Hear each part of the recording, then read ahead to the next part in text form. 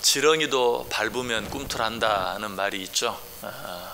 결국 일상 어떤 사람이라 할지라도 자꾸 밟으면 꿈틀한다 하는 그런 말이.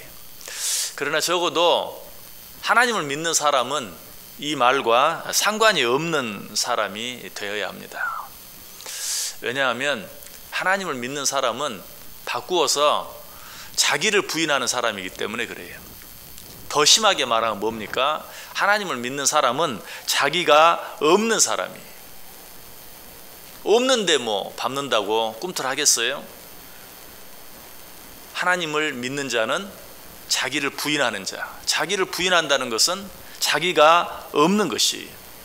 이런 자의 입에서 나오는 고백은 오직 오늘 이 본문 1절에 나와 있는 것처럼 나의 영혼이 잠잠히 하나님만 바라며 나의 구원이 그에게서 나오는도다. 정말 나의 구원이 하나님에게 나온다면, 내게 어떤 문제가 있든지 그 문제로부터 구원받는 것이 하나님의 손에 달려 있다면, 제 아무리 큰 문제가 내게 닥친다 할지라도 끝까지 어때요? 꿈틀하지 않을 수 있어요. 그럴 때 오히려 눈을 들어 하나님 한 번 더 바라보는 거예요. 이것이 진정한 믿음이다. 그래서 예수님께서는 우리에게 뭐라고 말합니까?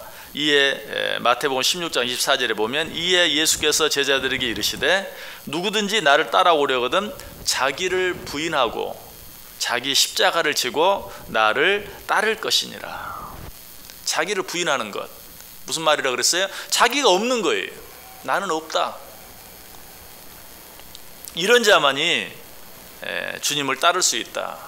이런 자만이 주님만을 온전히 믿을 수 있다라고 이야기하고 있어요. 하나님에 대한 믿음은 엄밀하게 말하면 자기에 대한 믿음과 반비례해요. 내가 하나님을 100% 믿는다면 자기는 100% 없는 거예요. 근데 하나님을 90%만 믿는 사람은 아직도 자기가 10% 있어요. 하나님을 80% 믿고 의지하는 사람도 아직도 자기 자신을 20% 믿고 의지하는 게 있는 거예요. 이 하나님에 대한 믿음과 자기 자신에 대한 믿음은 항상 반비례한다. 여러분, 인간의 삶, 일상에 있는 사람의 종류는 정확하게 두 가지 종류로 나눌 수 있어요. 그 첫 번째 종류는 하나님을 부인하는 삶, 두 번째 부류는 자기를 부인하는 삶. 여러분, 어느 부류에 속합니까? 당연히 우리는 자기 자신을 부인하고 하나님을 인정하는 삶이죠.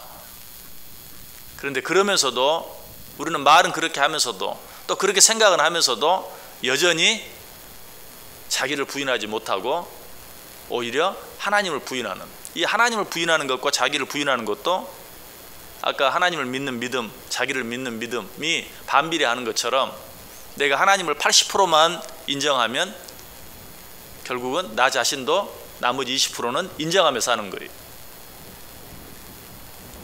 나는 과연 어떤 부류에 속한 자인지 한번 확인해 볼 수 있어야 돼. 하나님을 부인하는 자는 자기를 믿고 의지하며 사는 자이고, 자기를 부인하는 자는 하나님을 믿고 의지하며 사는 자다라고 말할 수 있어요. 하나님을 향한 내 믿음이 어느 정도 되는가 하는 것은 내가 나 자신을 얼마나 부인하고 있는가 하는 것과 정확하게 비례한다. 자기를 부인한다는 것은 그래, 내가 참자. 내가 참지 않으면 누가 참겠느냐. 여러분, 이건 자기를 부인하는 게 아니에요. 이거는 사실 아직도 자기가 살아있는 거죠. 그럼 자기를 부인한다는 건 뭘까요? 나 같은 것이 참지 않으면 어떻게 하겠느냐. 이게 자기를 부인하는 거예요. 내가 참자. 아직도 내가 살아있는 것이라고 그랬어요. 나 같은 것이 참지 않으면 어떻게 하겠는가. 이게 진정으로 자기를 부인하는 것이요, 그것이야말로 하나님을 인정하고 하나님을 믿는 것이다. 우리는 때때로 끝까지 참는다, 인내한다 라고 하면서 너 한 번만 더 그러면 가만두지 않겠다, 이런 생각을 가질 때가 참 많이 있어요. 여러분, 이거는 뭡니까? 아직도 자기를 부인하지 못하는 거죠. 근데 아마 여러분들이 개인적으로 좀 느낄 거예요. 나이가 들어가면서 점점 그냥 못 본 걸로 하는 그런 일들이 참 많이 있죠. 길거리에 가다가 젊은 애들이 마음에 들지 않는 일을 합니다. 아니, 그 정도가 아니라 시비를 겁니다. 싸우려고 합니다. 젊은 사람들은 어때요? 근데 내가 참자. 그냥 참자. 이렇게 말할 수 있죠. 그러나 나이가 이제 들어서 더 이상 싸울 능력이 없으면 어때요? 내가 참지 않으면 어떻게 하겠는가? 싸우려고 하는 마음 자체가 없어요. 그래서 아마 예전에는 나이가 60이 되면 이순이다. 무슨 말을 해도 그 말 때문에 어떤 마음의 동요가 일어나지 않는 거예요. 이제 요즘은 이제 나이가 더 이제 오래 사는 시대가 되었으니까 아마 이수는 좀 빠를지도 몰라요. 한 70, 80 정도는 돼야 그래 내가 너하고 싸우겠냐 어떻게 하겠냐 그냥 모든 것들을 다 받아들일 수 있는, 그래서 아마 그때를 이순이다. 어쩌면 믿음으로 말하면 신앙의 경지도 바로 그런, 누가 뭐라고 해도 거기에 대해 전혀 동요하지 않는 그런 마음, 그런 태도, 그것이 바로 진정한 믿음이다라고 말할 수 있어요. 오늘 다윗이 바로 그런 경지에 들어가 있는 거예요. 오늘 이 고백이 그런 고백이, 나의 영혼이 잠잠히 하나님만 바라봅니다. 지금 내 상황은 정말 요동하고 있지만 그럼에도 불구하고 나는 그런 것들에 개의치 아니하고 내 영혼이 잠잠히 하나님만 바라봅니다. 오늘 시편 62편을 다윗이 어느 때 기록했는가 정확하진 않지만 많은 성경학자들이 이 시도 다윗이 아들 압살롬에게 반역을 받았을 때 지은 시이다라고 생각을 합니다. 아들의 반역을 받는 그런 상황, 이런 상황이야말로 다윗 자신의 힘으로 도무지 어떻게 할 수 없는 그런 상황이, 얼마 전에도 제가 말씀을 드렸죠. 자, 아들이 자기를 죽이려고 해요. 이때 어떻게 해야 합니까? 아버지로서 죽임을 당치 않기 위해서 아들을 죽여야 합니까? 아니면 아들의 손에 죽임을 당해줘야 합니까? 이래도 저래도 문제예요. 다윗은 왕이 어떻게 하면, 어떻게 보면 아들을 죽일 수도 있을 거예요. 그러나 아들을 죽이면 어떻게 됩니까? 자기가 이긴 겁니까? 그렇다고 내가 어떻게 아들을 죽이겠느냐? 네가 차라리 나를 죽여라. 그 아들이 자기를 죽이면 어때? 이 아들은 평생 아버지를 죽인 아들로 살아야 돼. 어떻게 해야 합니까? 이럴 수도 없고 저럴 수도 없는, 바로 이런 상황 가운데서 다윗이 지금 하는 고백이, 나의 영혼이 잠잠히 하나님만 바라봅니다. 이럴 수도 없고 저럴 수도 없는, 그 어떤 선택도 할 수 없는 그러한 때에 하나님을 바라보고 있는 그런 다윗의 모습을 보게 돼요.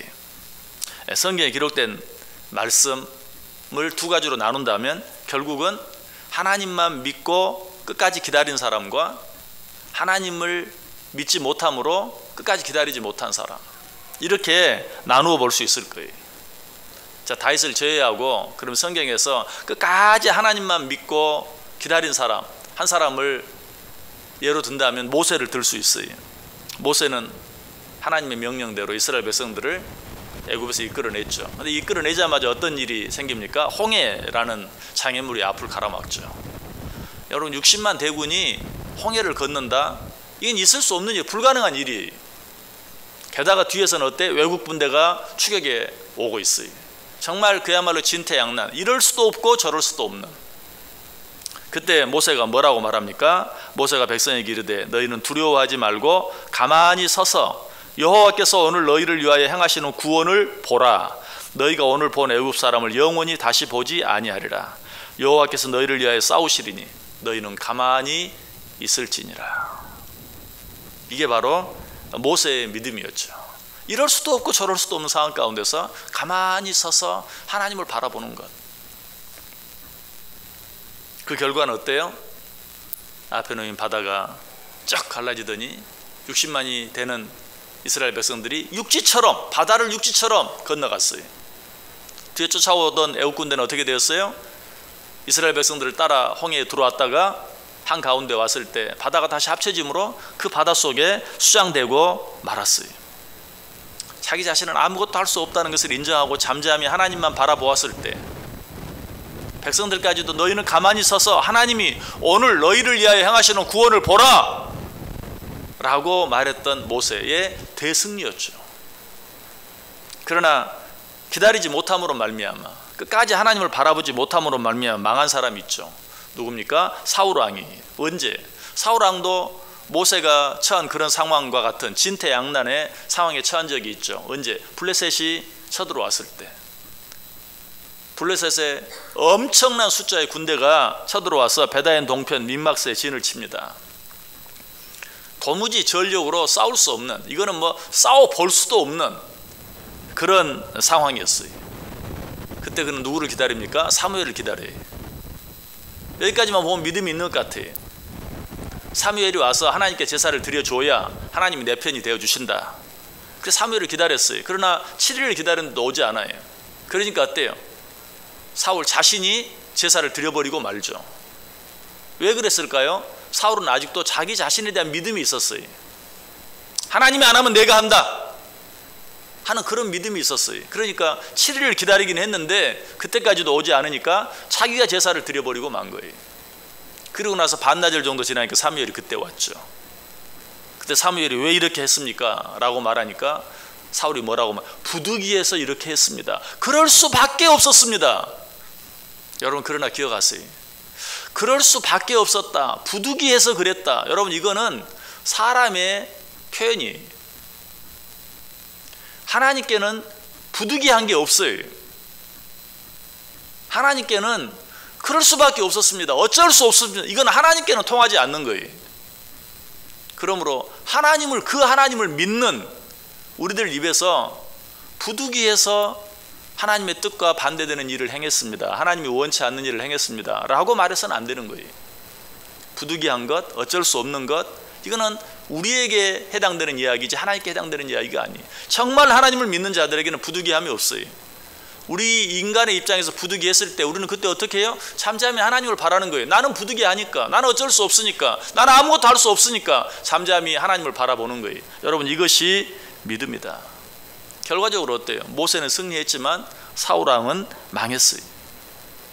자, 다윗은 어느 편에 속한 사람입니까? 그는 끝까지 기다릴 줄 아는 모세와 같은 그런 사람이었어요. 실제로 그는 왕으로 기름 부음을 받고 왕이 되기까지 몇 년을 기다렸죠? 13년을 기다렸어요. 13년을 기다려서 왕이 됐는데 그 왕도 결국은 어때요? 사실은 반쪽짜리 왕, 이스라엘이 유다와 북이스라엘로 나뉘어졌을 때 13년을 기다려서 겨우 된 것이 반쪽 유다의 왕이었어요. 그때 그는 내가 겨우 반쪽짜리 왕 되자고 13년을 기다렸는가? 하지 않았어요.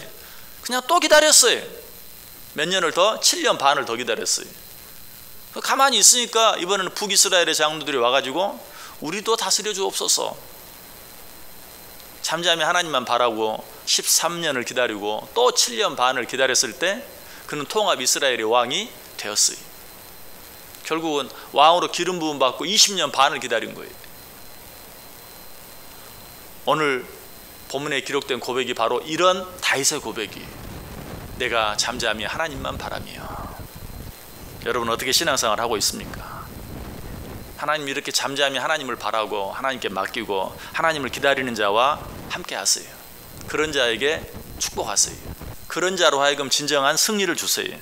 이사야 30장 18절, 그러나 여호와께서 기다리시나니 이는 너희에게 은혜를 베풀려 하시며 일어나시리니 이는 너희를 긍휼히 여기려 하시며 대저 여호와는 정의의 하나님이심이라 그를 기다리는 자마다 복이 있도다.